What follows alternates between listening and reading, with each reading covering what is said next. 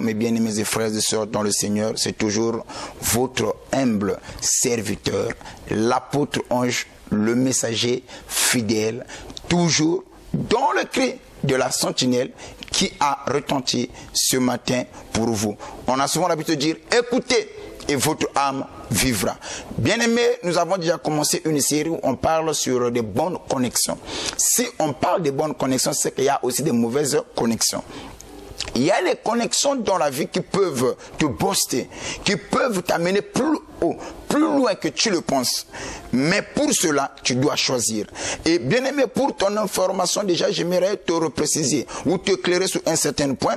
Dieu ne nous a pas imposé les amis. Dieu ne nous a pas imposé l'entourage. Les amis, on les choisit avec beaucoup de critères, avec beaucoup de principes.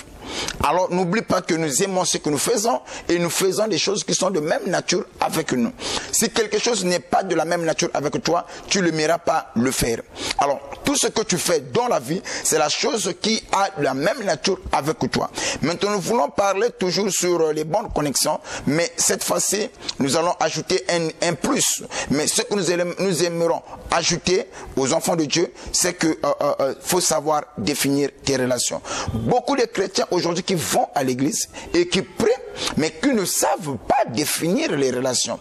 Alors, ils s'ouvrent à tout le monde. À la première vidéo qu'ils se rencontrent avec une personne, la personne, je m'ouvre. Je m'abandonne à ce dernier. Alors, c'est le danger que beaucoup des enfants de Dieu commettent aujourd'hui. Alors, la Bible dit, avant de faire de quelqu'un ton ami, éprouve-le d'abord. Il faut aussi savoir définir des relations. Ce n'est pas à tout le monde que tu dois dire tes problèmes. Ce n'est pas à tout le monde que toi, tu dois te confier.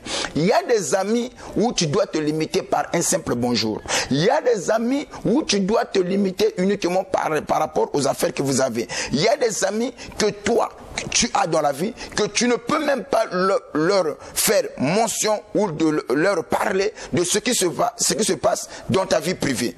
Pourquoi? Parce que pour le simple fait, ce n'est pas un ami intime. Alors, écoutez, nous allons montrer quelque chose de très important.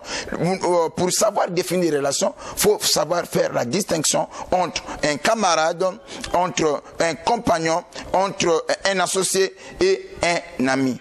Alors, vous devez savoir une chose que j'aimerais apporter à la connaissance des enfants de Dieu. Toutes les fois quand tu fais de quelqu'un ton ami, sache-le que ta destinée, ta vie, c'est entre ses mains.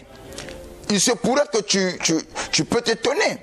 L'ami a la facilité. Il a une longueur d'avance sur toi. S'il veut te nuire, il pourra te nuire. S'il veut te détruire, il pourra te détruire. C'est ainsi. Il y en a certains qui ont étudié, qui nous ont fait comprendre que la trahison ne vient pas de loin.